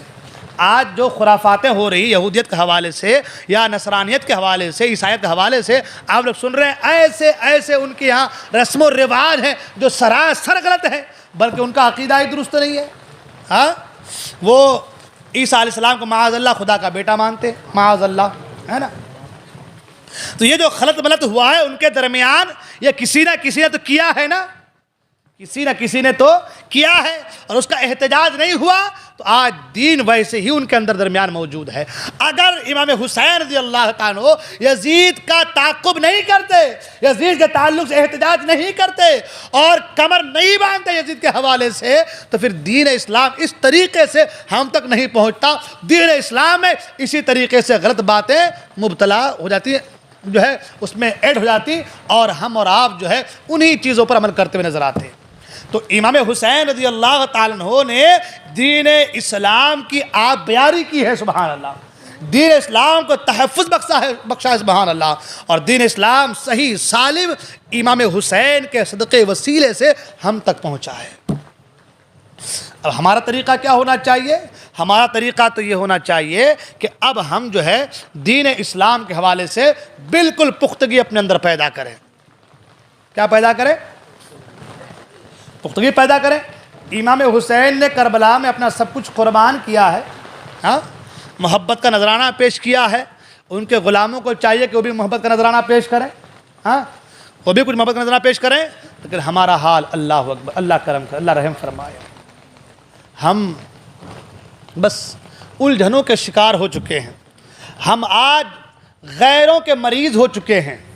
جیسے ڈاکٹر کے پاس آپ جائیں تو ڈاکٹر جو دوا دے آدمی اسی پہ عمل کرتا ہے نا، دوپہر میں لینی ہے تو دوپہر میں، رات کو لینی ہے تو رات میں، نہار منہ لینا ہے تو نہار منہ میں، ہے نا، جو ڈاکٹر کہے وہی نا۔ آج ہم بھی غیروں کے مریض بن چکے ہیں، وہ ہمارے ڈاکٹر بن چکے ہیں۔ وہ جیسا کہہ رہا ہے ہماری قوم، ہمارے نوجوان ایسے ہی کرتے نظر آ رہے ہیں۔ وہ جیسا کہہ رہا ہے، جیسا بتا رہا ہے، ہم انہی پہ چل رہے ہیں۔ ورنہ امام حسین رضی اللہ تعالیٰ عنہ نے اگر یزید کا تعاقب کیا ہے، یزید کا احتجاج کیا ہے، تو کن باتوں پر؟ یہی کہا کہ سنتوں کو پامال نہ کرو، سنتوں کے مطابق زندگی گزارو، فسق و فجور دین میں پیدا نہ کرو۔ اسی لیے امام حسین نے جان کی قربانی پیش کی ہے نا۔ آج سنتیں ہمارے درمیان ہیں مگر ہم سنتوں کو بالائے طاق رکھ رہے ہیں۔ داڑھی رکھنا سنت ہے، ہم غیروں کے طریقے پر کاٹ رہے ہیں، ہے نا۔ نماز پڑھنا ضروری فرض ہے، ہم چھوڑ دے رہے ہیں۔ ایک دوسروں کے ساتھ اچھے معاملات ربط و ضبط رکھنا ہے، ہم اس کو دور کر دے رہے ہیں۔ آج گھر گھر میں جھگڑا ہے، بھائی بھائی میں جھگڑا ہے، باپ بیٹے میں نا اتفاقی ہے، ماں بیٹی میں نا اتفاقی ہے، ہر گھر میں تناؤ پہ تناؤ ہے۔ یہ کن کا طریقہ ہے؟ یہ غیروں کا طریقہ ہے، ہمارا طریقہ نہیں۔ اسلام تو یہ کہتا ہے 3 دن سے زیادہ کسی سے بات کرنا منع فرمایا گیا، کسی سے بات بند کرنا یہ منع فرمایا گیا ہے۔ ہاں، اسلام یہی تعلیم دیتا ہے نا کہ 3 دن سے زیادہ کسی سے بات بند نہیں ہونی چاہیے۔ صحیح کہہ رہا ہوں نا میں؟ کئی سال ہو گئے ہماری بات بند ہے، صحیح ہے نا؟ بھائی بھائی میں بات نہیں، ہاں، رشتہ داروں میں بات چیت نہیں، بند ہے ہماری زبان۔ ہمیں کیا فکر ہے دین کی؟ دین کیا سبق دے رہا ہے؟ ہمیں کیا ضرورت ہے اس کی؟ ہم تو بس نام کے مسلمان رہ گئے ہیں۔ ہاں، آج ہم نے یہود و نصارہ کا طریقہ اختیار کیا ہے، آج ہم نے غیروں کا طریقہ اختیار کیا ہے۔ غیروں نے ہماری کتابیں پڑھ کر کے آج وہ اس پہ عمل کر رہے ہیں، اور ہم غیروں کے طریقے پہ عمل کر رہے ہیں۔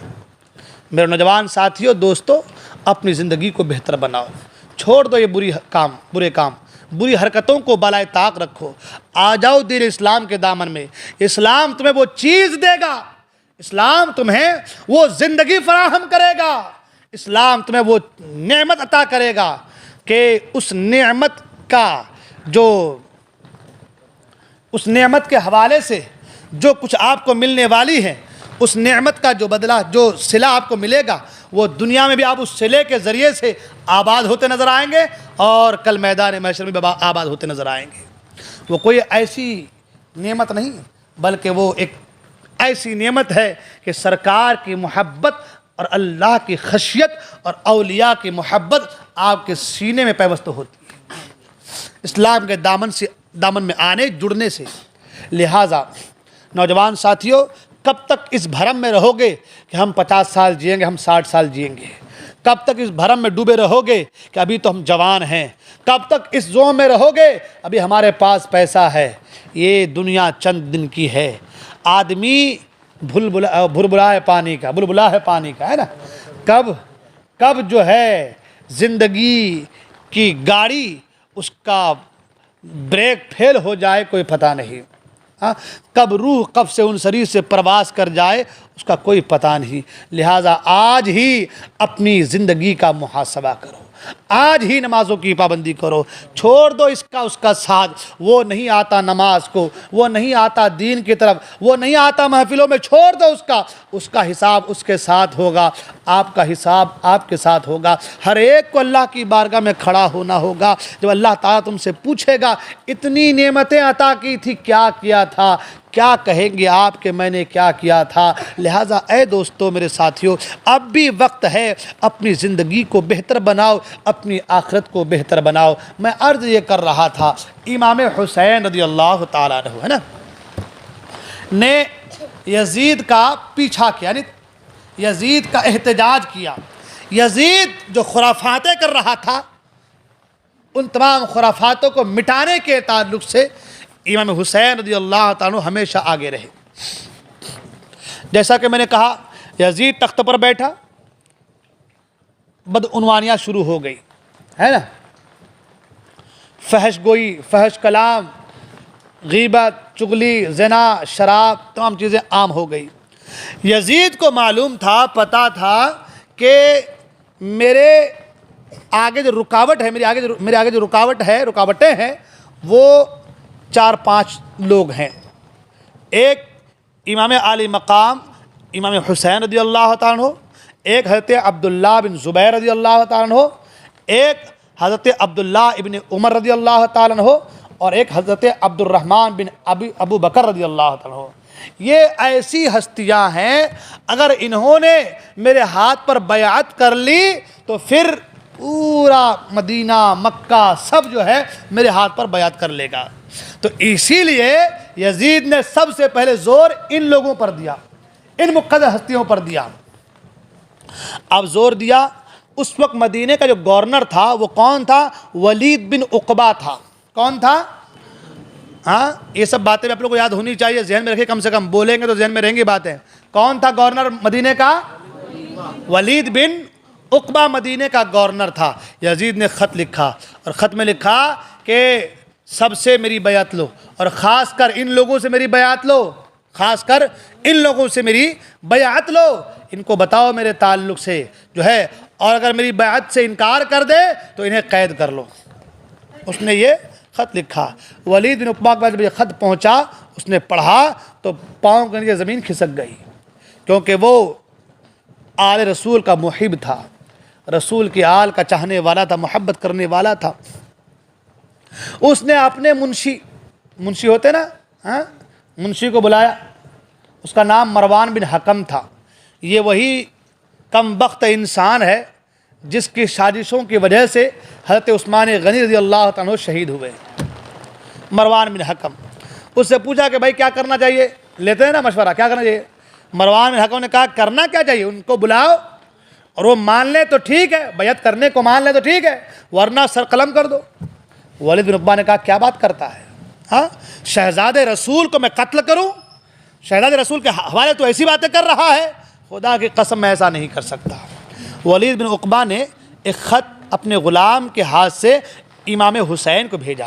خط میں یہ لکھا کہ حضور آپ مجھ سے ملاقات کریں، جب بھی آپ کو فرصت ملے تو مجھ سے ملاقات کریں۔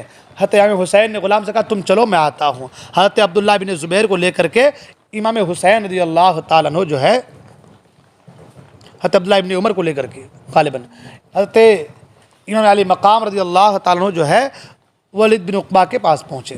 ولید بن عقبہ نے یزید کا خط نکال کر دکھایا، امام حسین نے پڑھا اور کہا کہ اے ولید سنو، یہ تو نہیں ہو سکتا کہ میں کسی فاسق و فاجر کے ہاتھ پر ہاتھ دے دوں، یہ تو ممکن نہیں ہے، اس لیے کہ جس دین کی آپ بیاری کے لیے میرے نانا جان صلی اللہ تعالی علیہ وسلم طائف میں پتھریں کھائے ہیں، جس دین کی آپ بیاری کے لیے آقا کریم صلی اللہ تعالی علیہ وسلم کے راستے پر کانٹے بچھائے گئے ہیں، اس دین کے حوالے سے، اس دین کے اوپر آج جو ہے دین کو مسخ کی جانے کی سازشیں کی جا رہی ہے، آج ایسے بدبخت انسان کے ہاتھ پر میں ہاتھ دے دوں؟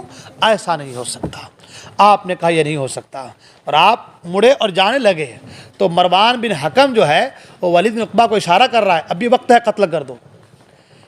امام حسین نے نظریں گھمائی اور غضبناک انداز میں دیکھا اور کہا، او دنیا کے کتے کیا کہتا ہے، مجھے قتل کرے گا؟ اگر تیرے اندر دم ہے تو دو دو ہاتھ ہو جائے، دیکھتے ہیں کون کس پر بھاری پڑتا ہے۔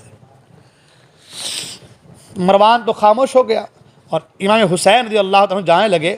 ولید بن عقبہ نے کہا کہ حضور ایک رات اور آپ سوچیں، پھر مجھے آپ صبح کو خبر دیں، آپ جو کہیں گے اسی پر عمل ہوگا۔ امام حسین رضی اللہ تعالیٰ عنہ گھر پہنچے اور سوچنے لگے کہ میرے نانا جان نے کہا تھا کہ اے نواسے، اے میرے بیٹے، تمہیں کربلا کے صحرا میں جانا ہے، وہاں امتحان دینا ہے، اس لیے کہ سرکار نے جب بھی دعا کی ہے تو امام حسین رضی اللہ عنہ کے امتحان میں کامیابی کی دعا فرمائی ہے۔ سبحان اللہ۔ ہاں، امام حسین حضور اکرم صلی اللہ علیہ وسلم دعا فرما دیں تو آسمان سے فرشتے نازل ہو جائیں، صحیح ہے نا؟ قرآن مجید میں اس کا ذکر مکمل طریقے سے موجود ہے۔ وَلَقَدْ نَصَرَكُمُ اللَّهُ بِبَدْرٍ وَأَنْتُمْ أَذِلَّةٌ فَاتَّقُوا اللَّهَ لَعَلَّكُمْ تُفْلِحُونَ۔ تو اللہ تبارک و تعالیٰ نے آسمان سے فرشتوں کو نازل فرما دیا حضور کی دعا پر، اور آج حضور کا نواسہ کربلا میں شہید ہونا ہے۔ حضور کو معلوم ہے، حضور خبر دے رہے ہیں بچپن ہی میں کہ میرا یہ نواسہ کربلا میں شہید کیا جائے گا، مگر سرکار کبھی دعا نہیں فرما رہے، سرکار کبھی دعا۔ حضرت فاطمہ زہرا رضی اللہ تعالیٰ جن کی دعا پر جنت سے جوڑے آ رہے ہیں، جنت سے کھانا آ رہا ہے، مگر حضرت فاطمہ اپنی اولاد کو دعا نہیں فرما رہے ہیں کہ اللہ میری اولاد کو اس مصیبت سے بچا لے۔ دعا نہیں کر، دعا کیا کر رہے ہیں سرکار دعا یہ کر رہے ہیں، اے اللہ میرے حسین کو صبر عطا فرما، ہاں میرے حسین کو صبر عطا فرما۔ علی مرتضیٰ جو زمین کے اندر کی چیز کو دیکھ لیتے ہیں، ہاں علی مرتضیٰ، وہ واقعہ بہت پرانا، وہ واقعہ بہت جو ہے آپ نے بار بار سنا ہوگا کہ ایک جگہ غلام کے ساتھ تھے حضرت علی مرتضیٰ، غلام کو پیاس لگی، سرکار نے فرمایا، علی مرتضیٰ نے فرمایا جاؤ وہ پہاڑ جو اس پہاڑ کے پیچھے ایک بڑا پتھر ہوگا، اس پتھر کو کھسکانا اور وہاں سے پانی نکلے گا۔ حضرت علی مرتضیٰ کبھی گئے نہیں اس علاقے میں، اس جگہ پہ کہیں گئے نہیں، بھیجا غلام کو، غلام بھی گئے، اسے ہٹا نہیں پایا گیا، سرکار حضرت علی مرتضیٰ گئے، اس پتھر کو ہٹایا، اس پتھر کو ہٹایا تو ایک راہب جو ہے کئی سالوں سے وہ اس کو دیکھ رہا تھا، گرجا میں بیٹھا ہوا تھا، وہ قریب آیا، کہا کیا آپ اللہ کے نبی ہیں؟ تو کہا نہیں، میں اللہ کا نبی نہیں ہوں۔ تو کہا آپ کہاں سے ہیں؟ کہا میں مکہ سے ہوں۔ کس خاندان سے؟ تو بنو ہاشم سے، قبیلہ قریش سے۔ تو کہا آپ اللہ کے نبی ہیں؟ کہا نہیں۔ پھر آپ علی مرتضیٰ ہیں؟ کہا ہاں میں علی مرتضیٰ ہوں، داماد رسول علی مرتضیٰ ہوں۔ کہا آپ کو کیسے پتا؟ وہ راہب کہتا ہے ہماری کتابوں میں لکھا ہے اس پتھر کو ہٹانے والا اور اس سے جو ہے چشمے جاری کرنے والا یا تو وہ اللہ کا نبی ہوگا یا پھر نبی کا داماد علی مرتضیٰ ہوں گے۔ سبحان اللہ۔ حضرت علی مرتضیٰ کہتے ہیں اللہ کا شکر ہے کہ اللہ تبارک و تعالیٰ نے ہمارے ذکر کو فراموش نہیں کیا، ہمارے ذکر کو دوسروں کے پاس دوسروں کی کتابوں میں آباد رکھا۔ تو وہ علی مرتضیٰ جو زمین کے اندر دیکھ رہے ہیں، زمین میں کہاں کیا، کہاں پانی ہے کہاں پانی نہیں ہے، وہ دیکھ رہے ہیں، ہاں، مگر علی مرتضیٰ اپنی اولاد کے لیے اللہ کے بارے میں دعا نہیں کر رہے کہ مولا حسین اعظم کو اس مصیبت سے بچا لے، دعا کیا کر رہے ہیں؟ مولا حسین کو صبر عطا فرما۔ میں نے کہا تھا نا کہ مقام صفین میں، جنگ صفین سے لوٹتے وقت مقام نینوا میں علی مرتضیٰ نے کہا تھا یہاں شہیدوں کے اونٹ بندھے جائیں گے، گھوڑے بیٹھیں گے، یہاں اونٹ بندھے جائیں گے، یہاں پر تلواریں چلیں گی، یہاں لاشا گرے گا، یہاں علی اکبر کا لاشا گرے گا۔ حضرت علی مرتضیٰ نے پہلے بتا دیا، مگر دعا نہیں کی کہ مولا اس پریشانی مصیبت سے حسین کو بچا لے۔ کیوں؟ سب یہی چاہتے تھے کہ حسین اس امتحان میں کامیاب ہو، حسین شہید ہو تاکہ دین کی آپ بیاری ہو۔ تاکہ دین کی آپ بیاری ہو۔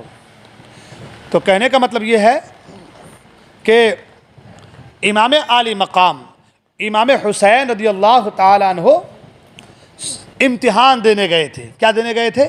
امتحان دینے گئے تھے۔ اب امام حسین رضی اللہ تعالیٰ عنہ نے اپنے گھر والوں سے کہا کہ اب ہمیں مدینہ منورہ کو چھوڑنا ہے، اب ہمیں مدینہ منورہ سے ہجرت کرنی ہے اور مکہ مکرمہ چلنا ہے۔ آپ جانتے ہیں، اللہ اکبر، توجہ دیجیے، آپ جانتے ہیں ایک آدمی جب حج کرنے کے لیے جاتا ہے یا کوئی عمرہ کرنے کے لیے جائے، مکہ مکرمہ میں رہے اور عمرہ کا گائیڈ یہ کہے کہ بھائی آپ کو کل مدینہ چلنا تھا، پرسوں مدینہ چلنا تھا، لیکن ایسا ہوا کہ آپ کا ٹکٹ پہلے ہی کچھ خرابی کی وجہ سے کل ہی آپ کا ٹکٹ ہو گیا ہے، لہٰذا آپ مدینہ نہیں جا سکتے، تو بتاؤ اس کے سینے پہ کیا گزری گی، اس کے دل پہ کتنی تکلیف ہوگی۔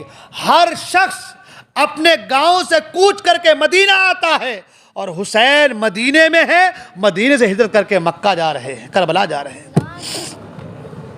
مدینے میں بچپنا گزرا، مدینے میں جوانی گزر رہی ہے، مدینے میں سب رشتہ دار ہیں، مگر اب حسین کا مدینہ چھوٹ رہا ہے۔ وہ مدینہ کہ جس مدینے کے گلیوں میں حسین کھیلا کرتے تھے، سبحان اللہ، وہ مدینہ چھوٹ رہا ہے۔ امام حسین رات کے اندھیرے میں جب پوری بستی، پورا مدینہ رات کے اندھیرے میں عبادت کرنے کے بعد، نمازیں پڑھنے کے بعد اپنے اپنے بستروں میں چلے گئے، رات کے اندھیرے میں پورا کالا ڈورا تان دیا اور خوشبودار ٹھنڈی ہوائیں چلنے لگی، لوگ اپنے بستروں میں آرام کرنے لگے، تو اس وقت امام حسین رضی اللہ عنہ سرکار کے روضے پہ حاضر ہوتے ہیں، سرکار کے روضے پہ حاضر ہوتے ہیں اور سرکار کے روضے سے لپٹ جاتے ہیں اور لپٹ کر کے دعا کرتے ہیں، لپٹتے ہیں، بار بار التجا کر رہے ہیں، یا رسول اللہ میں وہی حسین ہوں جس کے لیے ہرنی آئی تھی، آپ نے ہرنی کو منگایا تھا، یا رسول اللہ میں وہی حسین ہوں جس کے زبان کو آپ چوسا کرتے تھے، یا رسول اللہ میں آپ کا وہی پیارا حسین ہوں جسے آپ اپنے سینے پہ سوار کرتے تھے، یا رسول اللہ میں آپ کا وہی حسین ہوں کہ جس کے لیے آپ نے سجدے کو لمبا کر دیا تھا، یا رسول اللہ آج آپ کی امت مجھے مدینہ سے ہجرت کرنے پر مجبور کر رہی ہے۔ اللہ اکبر۔ اس وقت حسین کا کلیجہ کیا کہہ رہا ہوگا، دل پاش پاش ہو گیا ہوگا۔ اللہ اکبر۔ وہ سرکار جو کبھی حسین اعظم کے آنکھوں میں آنسو نہیں دیکھ سکتے تھے، سرکار نے خود حضرت فاطمہ سے فرمایا، فاطمہ حسین کو مت رلایا کرو، حسین روتا ہے تو مجھے تکلیف ہوتی ہے۔ آج حسین نانا جان کے قبر انور سے لپٹ کر رو رہے ہیں اور اپنی داستان بیان کر رہے ہیں، اپنا حال بیان کر رہے ہیں۔ یا رسول اللہ آپ کا مدینہ مجھے بڑا پیارا ہے، آپ کا روضہ مجھے بڑا پیارا ہے، آپ کے در کو چھوڑ کر کہاں جاؤں؟ ہر ایک اپنے غم کو لے کر کے آپ کی بارگاہ میں آ رہے ہیں اور میں غم سے نڈھال ہو کر کے آپ کی بارگاہ کو چھوڑ کر کہیں اور جا رہا ہوں۔ کتنی تکلیف ہوئی ہوگی امام علی مقام امام حسین رضی اللہ تعالیٰ۔ ایک انسان کا بس سوچ کر کلیجہ پھٹ جاتا ہے۔ آج ہم اشعار نعت کے پڑھتے ہیں، کوئی مدینے سے آتا ہے تو التجا کرتا ہے، اور بلا مدینے کو، اور بلا مدینے کو، اور بلا مدینے کو۔ کوئی مدینے سے آتا ہے تو آنکھیں اس کے بار ہو جاتی ہیں، کاش کہ یہی موت ہو جاتی، سرکار کے قدموں میں جگہ مل جاتی، مگر وہ حسین ہے کہ مدینے کو چھوڑ رہے ہیں۔ کس کا دل چاہے گا کہ مدینے کو چھوڑ کر جائے؟ کس کا دل یہ خیال کرے، تصور بھی آئے کہ مدینے کو چھوڑا جائے؟ وہ پیارا مدینہ جس کی مٹی میں شفا ہے، اللہ جس کی مٹی میں شفا ہے، سرکار نے جس مٹی کو شفا بنا دیا ہے، وہ پاک مٹی کو چھوڑ کر حضرت امام حسین مدینہ منورہ سے کوچ کر رہے ہیں، نانا جان کے روضہ اطہر سے لپٹ کر کے رو رہے ہیں۔ آنکھ لگ گئی، دیکھا کہ فرشتوں کی جھرمٹ میں مصطفیٰ کریم تشریف فرما ہے، فرشتوں کی جھرمٹ میں سرکار تشریف فرما ہے، اور سرکار کہہ رہے ہیں، پیارے حسین غم نہ کرو، کربلا کی سرزمین پر تمہیں بھوکا پیاسا شہید کر دیا جائے گا، اور ان قریب تم مجھ سے ملو گے، اپنی امی سے ملو گے، اپنے والد سے ملو گے۔ اللہ امام حسین کہتے ہیں، یا رسول اللہ میں واپس دنیا میں جانا نہیں چاہتا، مجھے اپنی قبر انور اپنے پاس جگہ دے دیجئے، میں آپ کے ساتھ رہنا چاہتا ہوں، آپس دنیا میں جانا نہیں چاہتا۔ سرکار فرماتے حسین تمہیں جانا ہوگا، تمہیں امتحان دینا ہے، امتحان میں کامیابی حاصل کرنی ہے۔ حسین تمہاری وجہ سے میرے دین کے اندر جو لوگ خرافاتیں پیدا کر رہے ہیں ان تمام تر خرافاتوں کا قلعہ کھما ہوگا۔ حسین تمہیں جانا ہے۔ اللہ اکبر۔ حسین اعظم سرکار کے روضے پر ہے، رات گزر جاتی ہے، صبح ہوتی ہے، گھر آتے ہیں، پھر دوسری رات دن ہوتا ہے، دوسری رات ہوتی ہے، حسین پھر سرکار کی بارگاہ، سب لوگ سو رہے ہیں، ہر گھر کے چراغ گل ہیں، بس چراغ جل رہے ہیں تو بنو ہاشم کے گھر کا چراغ جل رہا ہے۔ اللہ اکبر۔ ایک گھر ہے جس کے گھر میں چراغ روشن ہے، باقی سب کے چراغ گل ہو چکے ہیں، سب نیند کی آغوش میں ہیں، مگر بنو ہاشم کے رسول کی آل کے وہ فرد، وہ لوگ جو ہجرت کرنے والے ہیں، ان کے گھر میں چراغ جل رہے ہیں۔ امام حسین سرکار کی روزے پھر اسی طریقے سے مناجات کر رہے ہیں، پھر اسی طریقے سے سرکار کی بارگاہ میں باتیں کر رہے ہیں، پھر اس کے بعد اپنی پیاری ماں حضرت فاطمہ زہرا کی قبر پر جاتے ہیں، کہتی امی جان مجھے مدینہ چھوڑنا گوارا نہیں، امی جان آپ مجھ سے بڑا پیار کرتی تھی، اپنے سینے سے لگائے رکھتی تھی، امی جان مجھے مدینہ چھوڑنا گوارا نہیں، لیکن کیا کروں مجھے مدینہ چھوڑنا پڑ رہا ہے۔ وہ حسین اعظم اللہ اکبر دل پاش پاش ہو گیا ہوگا، مگر کریں کیا، امت کی فکر ہے، آپ کی فکر ہے، ہماری فکر ہے، ہماری خاطر اپنے ناجان کے شہر کو چھوڑ رہے ہیں، ہماری خاطر مکہ مکرمہ کو چھوڑ کر کربلا جا رہے ہیں۔ آپ نہیں سمجھیں گے، آپ یہ سوچیں گے ہماری خاطر کیسے؟ ہماری خاطر میرے دوست، ہمارے ایمان کے تحفظ کے لیے، ہمارے ایمان کی تحفظ کے لیے، ہماری خاطر وہ قربانی نہ دیتے تو آج ایمان صحیح سالم ہم تک نہ پہنچتا۔ ان کی قربانیوں کا صلہ ہے کہ ایمان آج ہمارے گھروں میں ہے، ان کی قربانیوں کا صلہ ہے کہ آج ہم اسلام کے دامن سے جڑ کر کے عزت کی زندگی گزار رہے ہیں، ورنہ ہم ذلیل ہوتے پھرتے تھے، در بدر کی ٹھوکریں کھاتے پھرتے۔ آج اگر عزت ملی ہے اسلام کے دامن میں آنے سے تو وہ حسین اعظم کا صدقہ ہے، وہ حسین اعظم کا صدقہ ہے۔ لہٰذا میرے دوستو، نوجوان ساتھیوں، آج سے تہیہ کر لو کہ ہمیں حسین اعظم کے نقش قدم پر چلنا ہے، ہمیں اپنی زندگی کو بہتر بنانا ہے، ہمیں تمام تر خرافات سے اپنے آپ کو بچانا ہے۔ یہ تمام تر دکھاوے، ریاکاری، یہ تمام تر باتیں، یہ سب کے سب بیکار، سب نیست و نابود ہو جائے گا، سب برباد ہو جائے گا۔ مگر اگر آپ نے اپنی زندگی میں اگر آپ نے دین کو ترجیح دی تو آپ کی آخرت بہتر ہو جائے گی۔